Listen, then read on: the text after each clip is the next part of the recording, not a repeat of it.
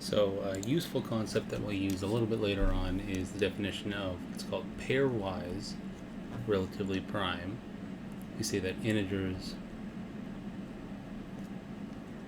a1 through an are pairwise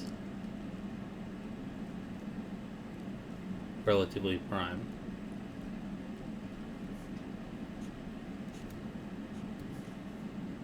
If the GCD of AI and AJ is equal to 1 whenever I is not equal to J and between 1 and n. So this is a super useful idea that we'll see an application of a little bit later on, so it's important to define it now. And I want to point out that we have a great way of actually finding the GCD. The best way is through the use of the Euclidean algorithm, which we'll define a little bit later on. But just with prime factorization, we can find the GCD.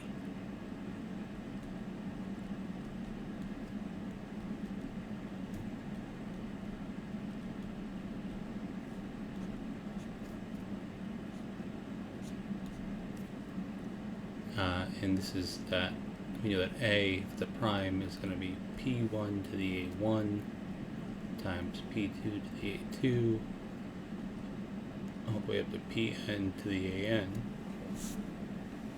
where P1 through Pn are distinct prime numbers and A1 through An are just the powers of each one of the prime numbers. Similarly, if B is an integer, B is going to be P1 to the B1 times P2 to the P2 all the way up to Pn to the Bn.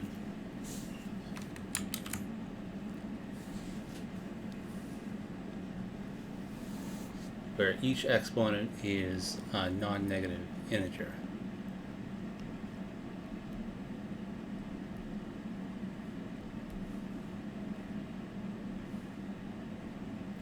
These are greater than or equal to 1, both of them. And the idea here is that if A has this description and B has this description, we can go through and say definitively that the GCD of A and B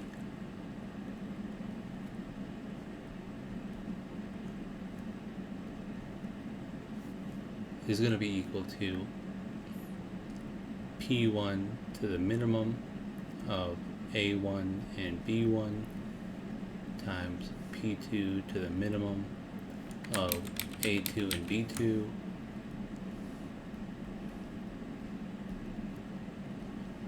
all the way up to Pn times the minimum of An and Bn. And the reason that we have the minimum there is that, well, if we take the smallest value, right, whichever one of A1 or B1 is smaller, then both A and B are going to have those factors in common. Same thing with each one of the factors of A and B. So the greatest common divisor that both of these are going to share are the multiplication of either P1 to the A1 or P1 to the B1, whichever one of these two exponents are minimal.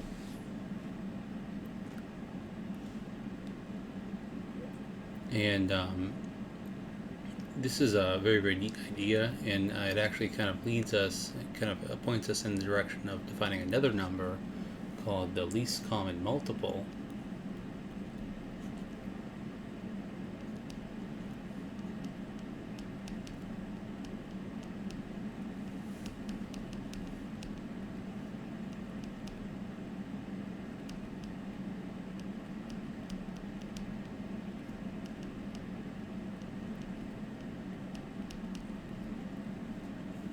and this is the smallest positive integer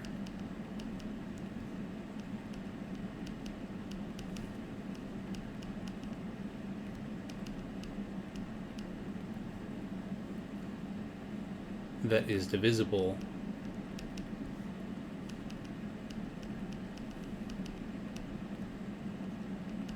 by both a and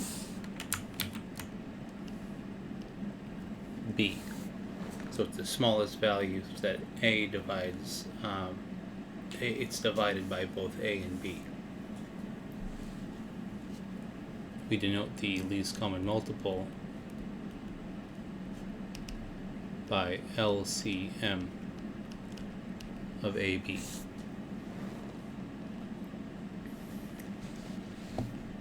And just like for the greatest common divisor, it's relatively straightforward to go through and see that the least common multiple of A and B can also be determined by the prime factorization. Instead of taking maximum or minimums here in the exponents, we take maximums in the exponents. So it's P1 to the maximum of A1 and B1, P2 to the maximum of A2 and B2, and so on and so forth, multiplied all the way up to Pn to the maximum of An and Bn.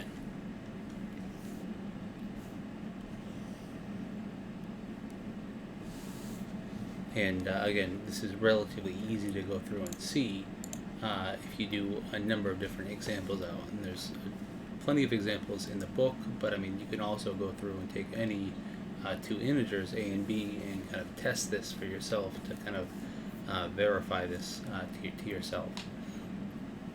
But the idea here is that we have a very important theorem relating these two things, the least common multiple and the greatest common divisor, which I will go through and prove. And this is that for any positive integers, A and B, A times B is equal to the GCD of A and B times the least common multiple of A and B. And the proof of this uses heavily prime factorization. So we assume that A1 is P1 to the A1 times all the way up to Pn to the An, and B is P1 to the B1 all the way up to Pn to the Bn. I can reorganize this finite product and use the fact that exponents with the same base add to get P1 to the A1 plus B1 times P2 to the A2 plus B2, and so on and so forth, all the way up to Pn to the An plus Bn.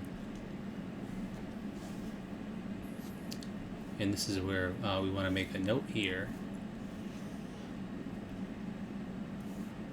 And to make things a little bit more easy, I'll define the little mi to be the minimum of the two integers ai and bi,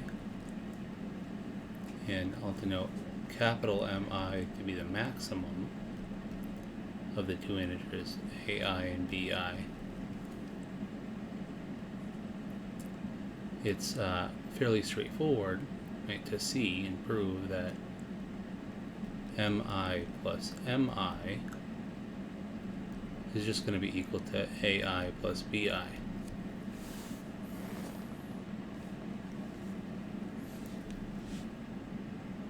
And because of this, we have that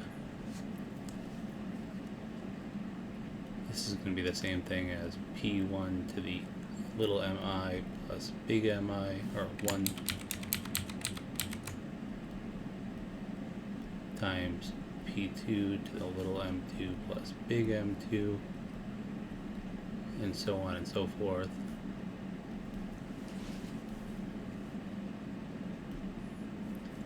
Which can be restructured to be P1 to the M1 times all the way up to Pn to the little mn times P1 to the big M1 all the way to Pm to the big Mn, which is the definition of the GCD of A and B and the LCM of A and B.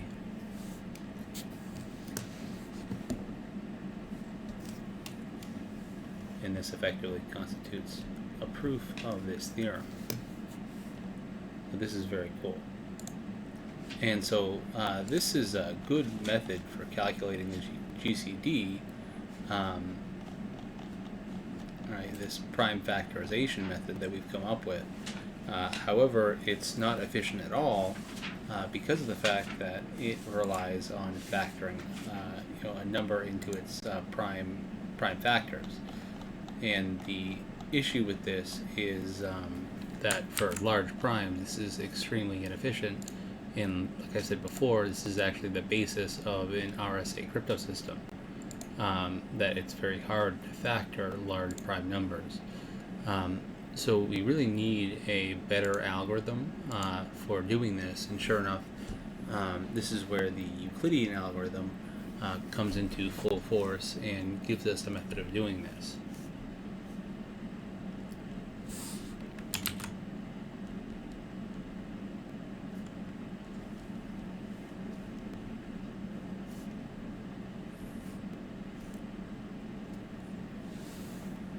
Specifically, this is the following, right? We know that we can use the division algorithm as much as we want, and we have before we define the Euclidean algorithm, we need a lemma. This is that if A is the number B, Q plus R, where A, B, Q, and R are all integers,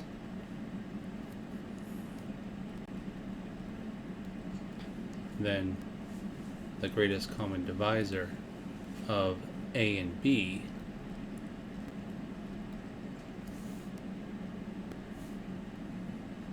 and I'm going to put Q to the left of B. Not that you don't need to, but Q is the quotient of the division of A by B. The GCD of A and B is going to be the same thing as the GCD of B and R.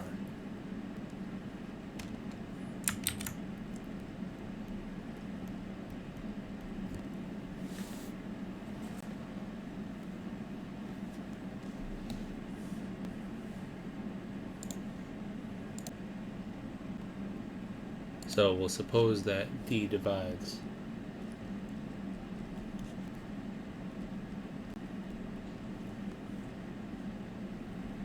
A and D divides B. Then it follows from our previous theorems on modular arithmetic that D also divides A minus BQ,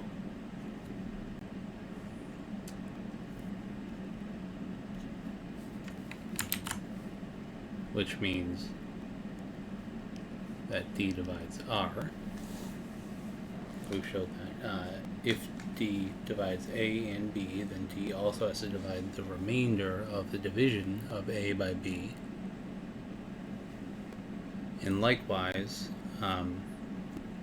so this, I guess, shows that any common divisor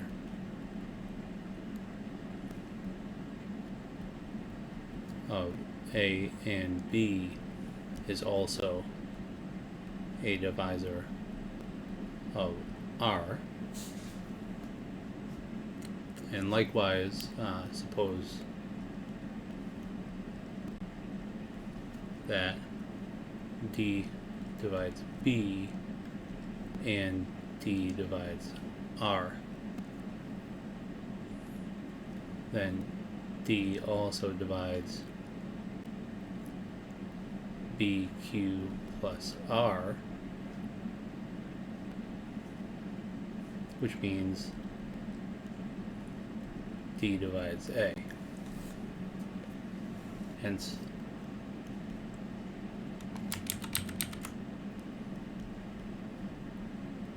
any common divisor of B and R is a divisor of A. And this means very clearly that the greatest common divisor of A and B then has to be equal to the greatest common divisor of B and R,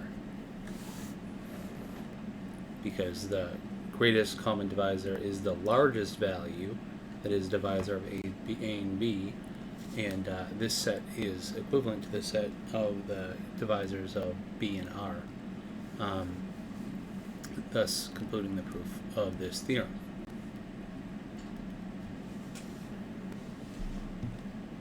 And this lemma may not seem important, but it's actually the heart of the Euclidean algorithm, because what we can do is say, right, if A and B are positive integers,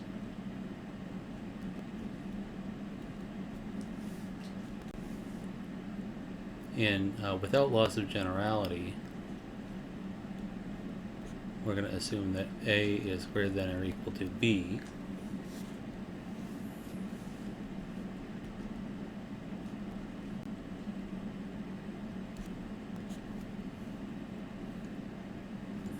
Step 1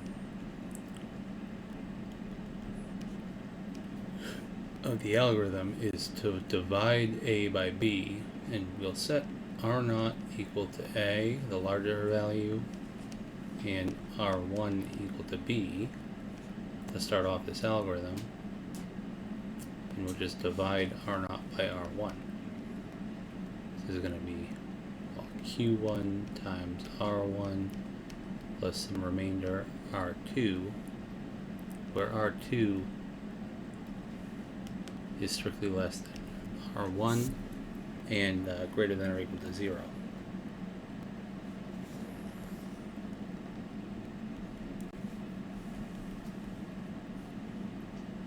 Step number 2 is to do this again, and remember that if a number is GCD of, or just a divisor of R0 and R1, that number will also be a divisor of R1 and R2.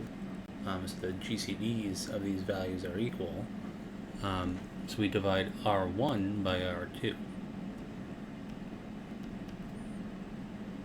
We say the quotient of this division is Q2. We'll call the remainder R3,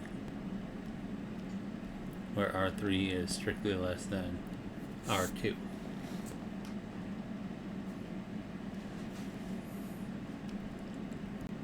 And we continue this procedure. Okay, so we can keep doing this all the way until we get down to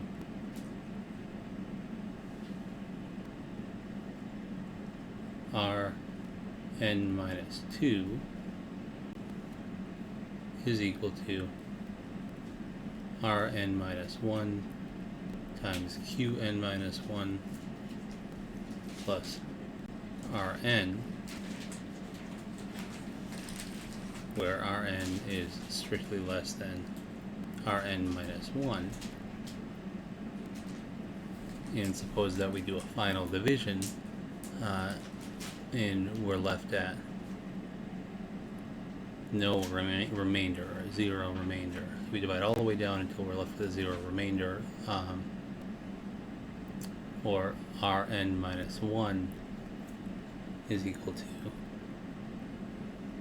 Rn times Qn plus 0.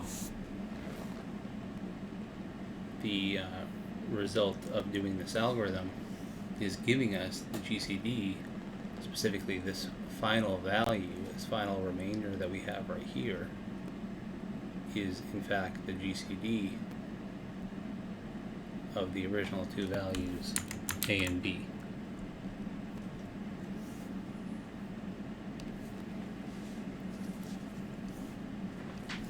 So why is this working? Well, this is working directly because GCD of A and B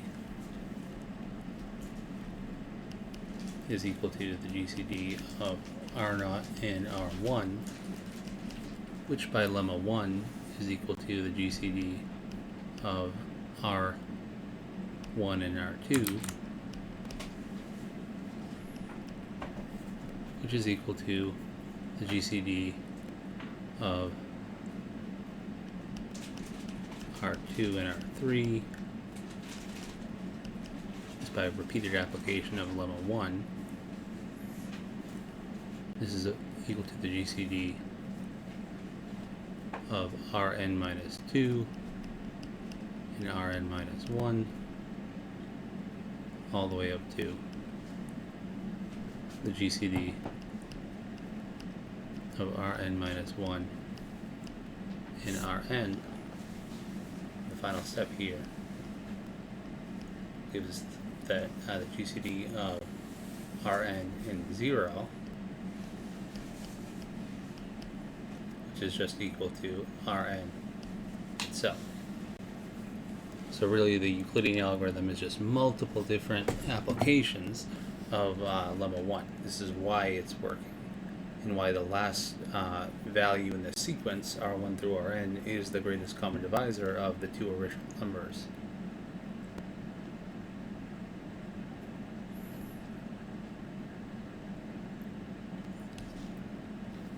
So to emphasize this, right, and I'll go through and actually show an example.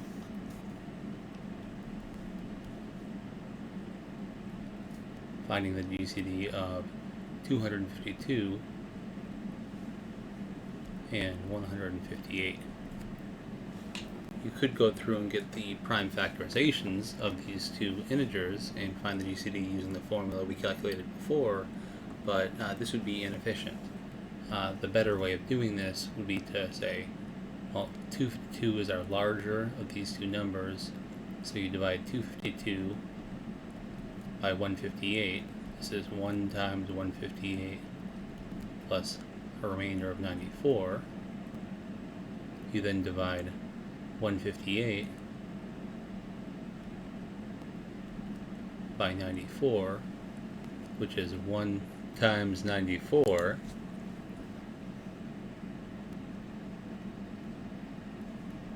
plus 64. 94 is equal to 1 times 64 plus 30 .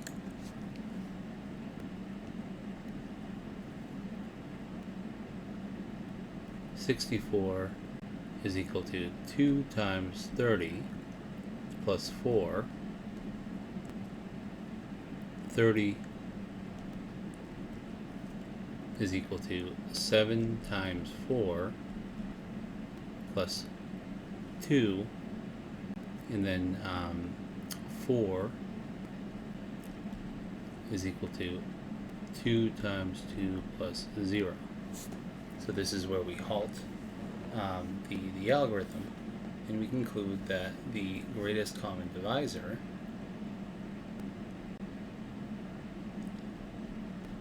of 252 and 158 is equal to 2.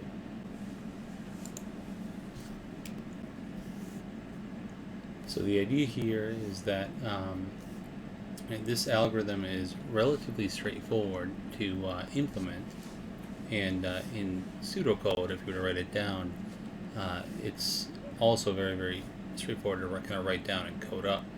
It's just a procedure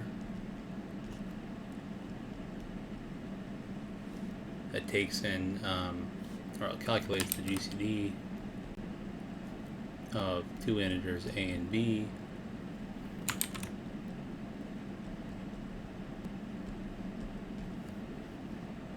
and it starts by initializing, let's say initialize x as a, initialize y as b, and then while y is non-zero, loop r is equal to x mod y, x then becomes redefined as y, and y becomes redefined as r. And when this loop finishes and terminates, you return the x value, which is the GCD of A and B.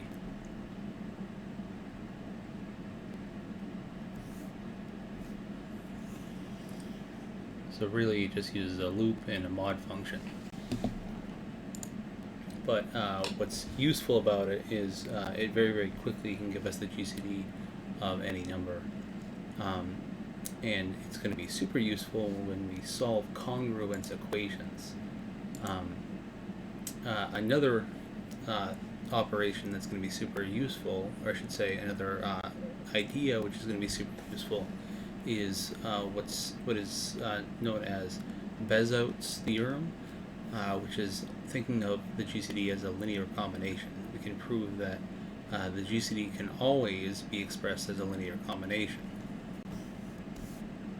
This is an idea that if you've taken a linear algebra course, you'll be familiar with, but I'll define it right now.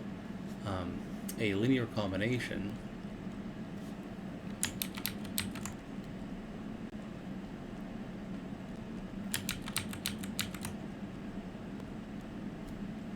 of integer values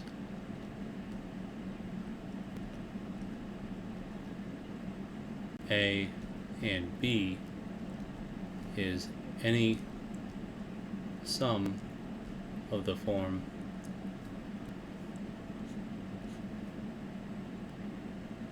S times A plus T times B for S and T, both elements of the integers.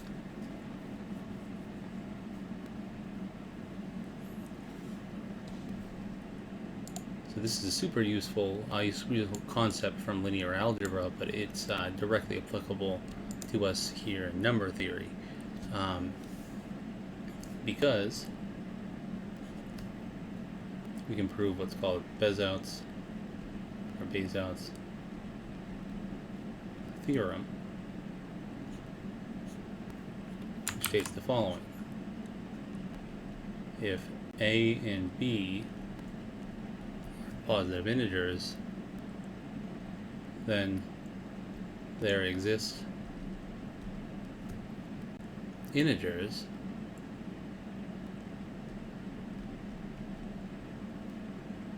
such that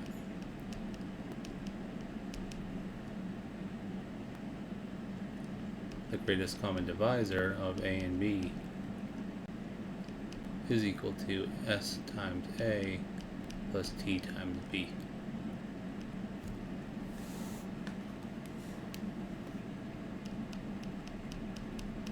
And the proof of this is actually in an exercise in the book.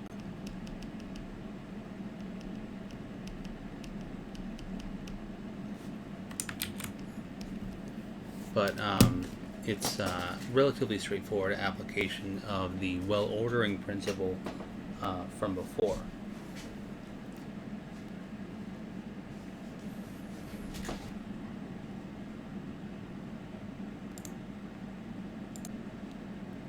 It really uses the well-ordering principle, contradiction, and the division algorithm to go through and show this. Notice that this statement is a there exists statement. It's not a there exists uniquely statement. So there may be many S and T that satisfy this equality. However, what's important here is understanding how to calculate this S and this T. This is what's going to be super important when we're solving congruence equations, and the idea here is that we want a fast algorithm to do this. The question here is,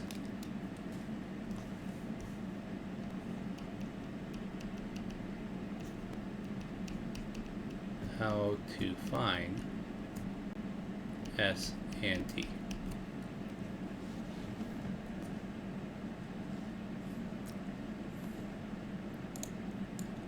Or the what's called the Bezout coefficients, S and T. So I'll define that. This is what they're called. So if A and B are positive integers, we have that from the theorem before. There exists S and T such that GCD of AB is equal to SA plus TB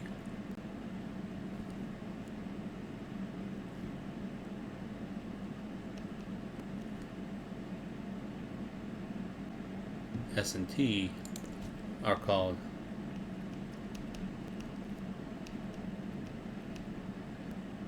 Bezout coefficients.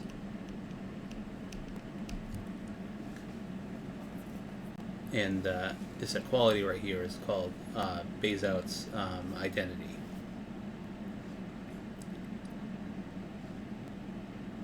So the first method that we can use is to actually do reverse substitution in the Euclidean algorithm.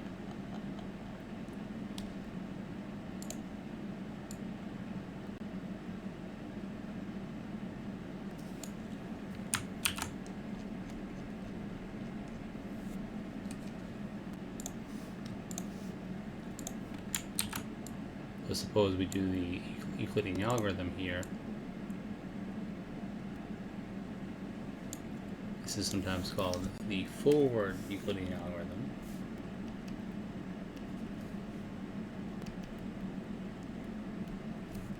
Call this method 1. Note this is the inefficient method of doing it. I'll plug in a couple more values here.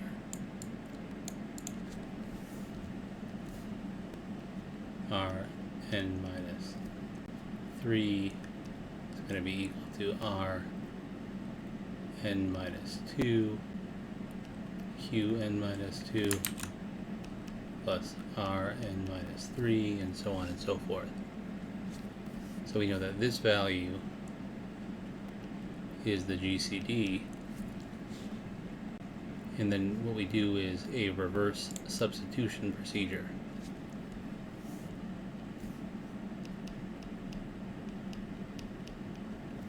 Or backwards substitution, where Rn is the GCD. This is going to be equal to Rn minus 2 minus Rn minus 1 Qn minus 1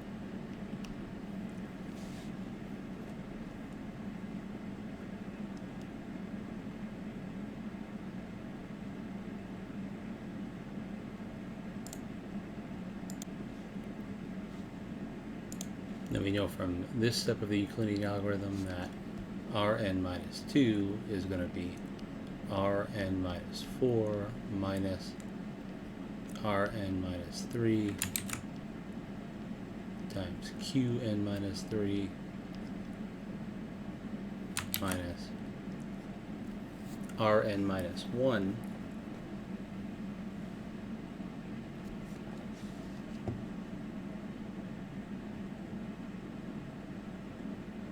Oops, I'm sorry, I just realized that I have a typo here. This should be Rn minus 1 right here.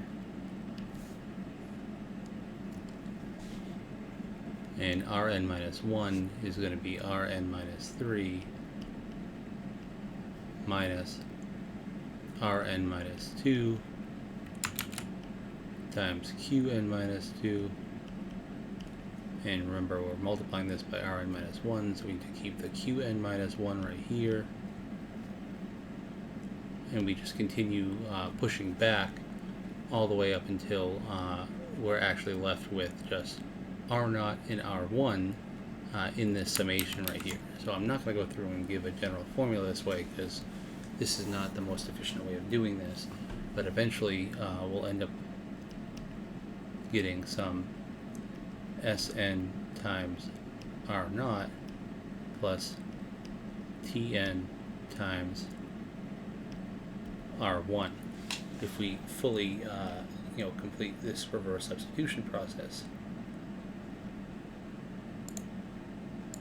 And even though this is not the most efficient method, I do want to go through one example of this with you just to show you that it works perfectly. We'll stick with the example that we went over before for calculating the GCD of 252 and 158. The backward substitution process here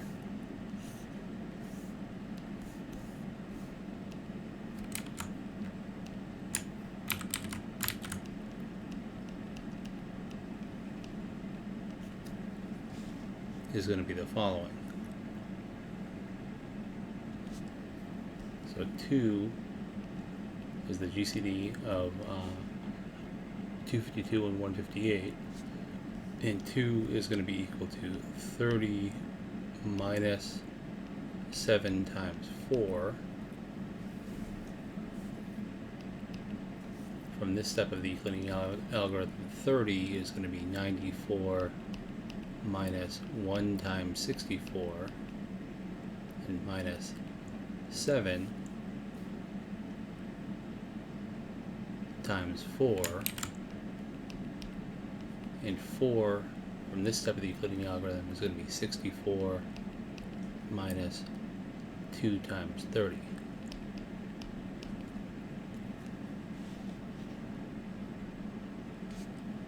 So if we bring these terms together, we get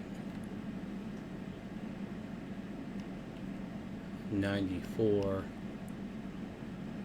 minus 8 times 64 plus 14 times 30.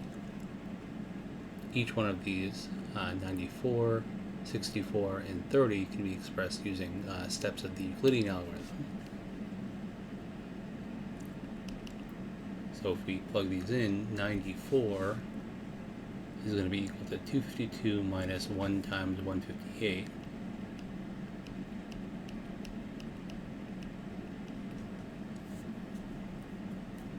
$64 is going to be 158 minus 1 times 94.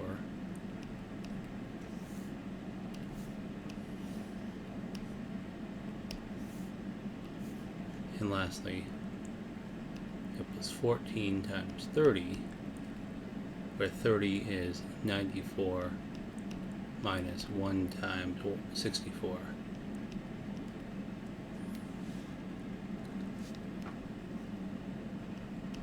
So 2 is equal to 252.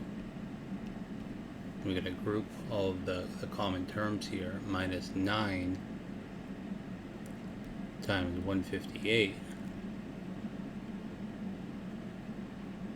plus 22 times 94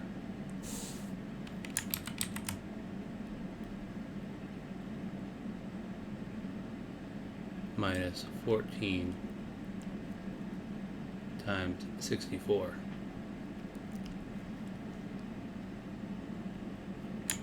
And so we do this process again. 2 is equal to 252 minus 9 times 158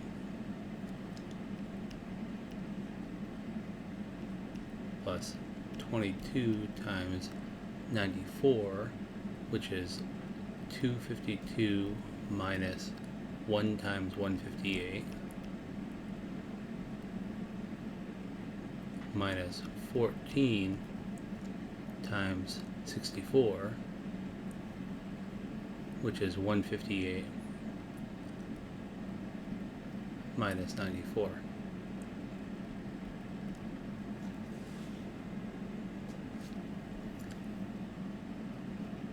So grouping common terms again, this is going to be 252 times 23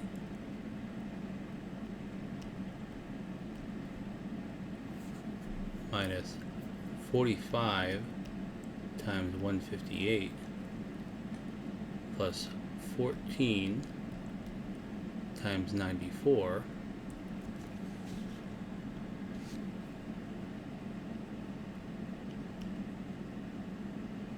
so our last step is to reverse substitute for 94 right here, which is 252 minus 158, or 252 minus 1 times 158, which finally gives us, when we regroup terms, 37 times 252 plus negative 59 times 158.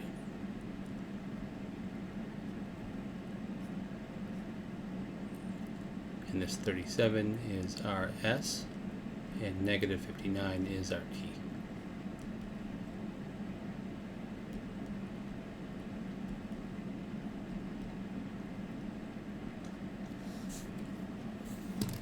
And so this shows very clearly that this backward substitution works, but it's very, very cumbersome, right? Keeping track of all these terms is not something that you want to do in general. And sure enough, we have what's called the extended Euclidean algorithm, which takes advantage of a special sequence, specially defined sequence, that will calculate this coefficient S and T for us. If we do it along with the normal Euclidean algorithm. Specifically, what we do is we start the Euclidean algorithm with R0 equal to A and R1 equal to B, and if we also consider the sequence S and T such that S0 is equal to 1 and S1 is equal to 0,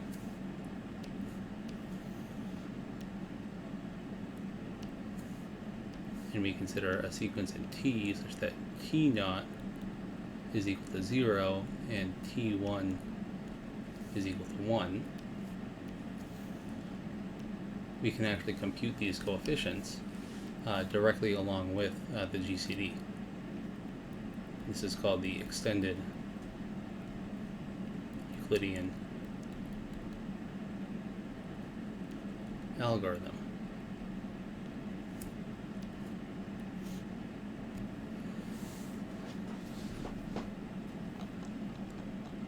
So in the standard Euclidean algorithm, the formula that we have is for updating R is that R I is equal to Ri minus 2 minus Qi minus 1 times Ri minus 1.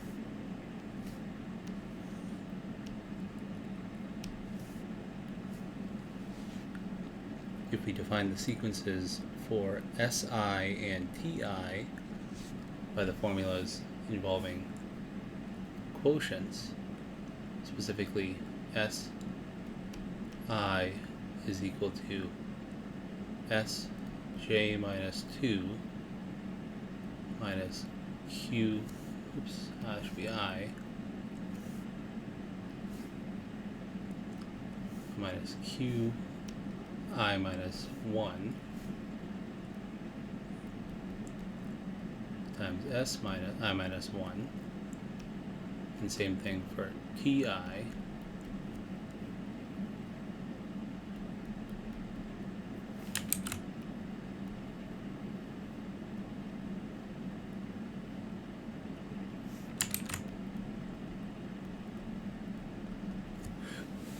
these two new sequences will converge to the correct Bezout coefficients, and actually you can prove that they're the minimal Bezout coefficients,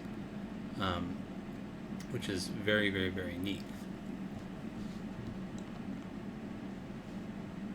So if we consider this for our example, right, we'll do this out for our example first and show that it works.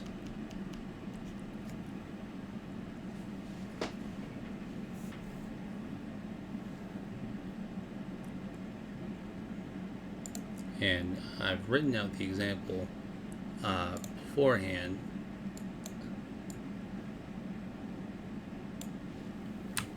so I don't have to go through and write this out, but I encourage you to go through and verify this on your own.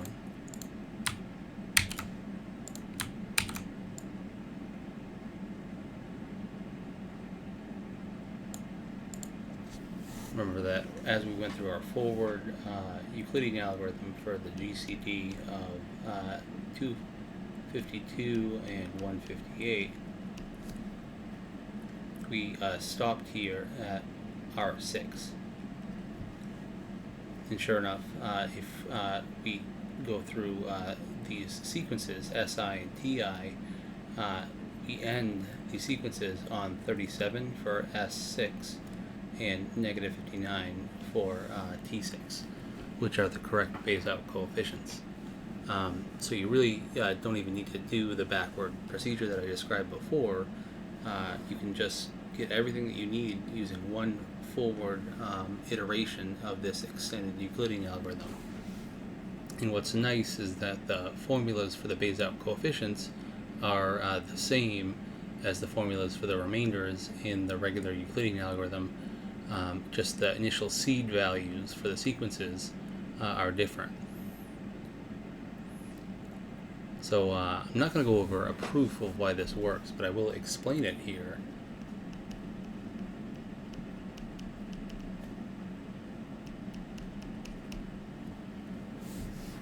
And the main idea here is that we can prove by induction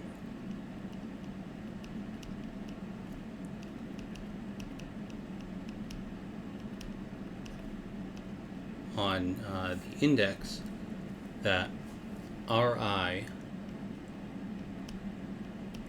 is equal to Si times A plus Ti times B for each one of the remainders in the normal Euclidean algorithm.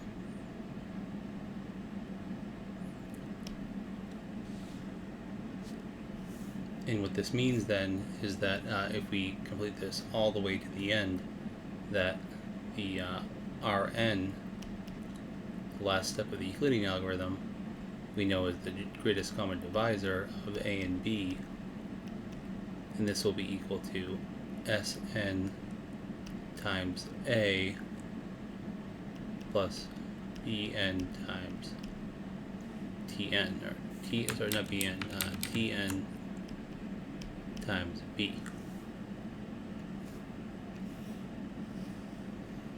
So the main reason is an induction proof, and it's based on this equality for each value of the normal Euclidean algorithm.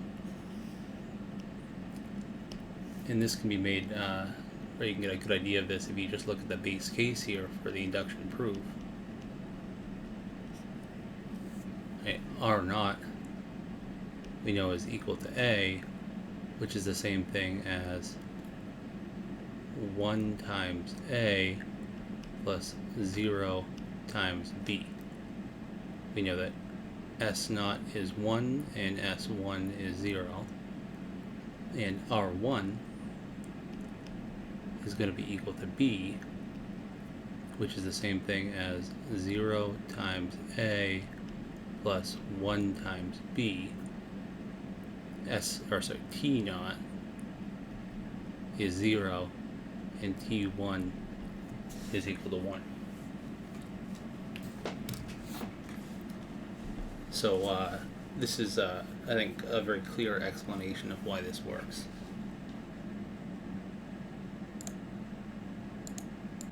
And this process is going to give us extreme power to deal with congruences, to really understand what's going on with modular arithmetic, and to generally work with the integers, or work with concepts in number theory.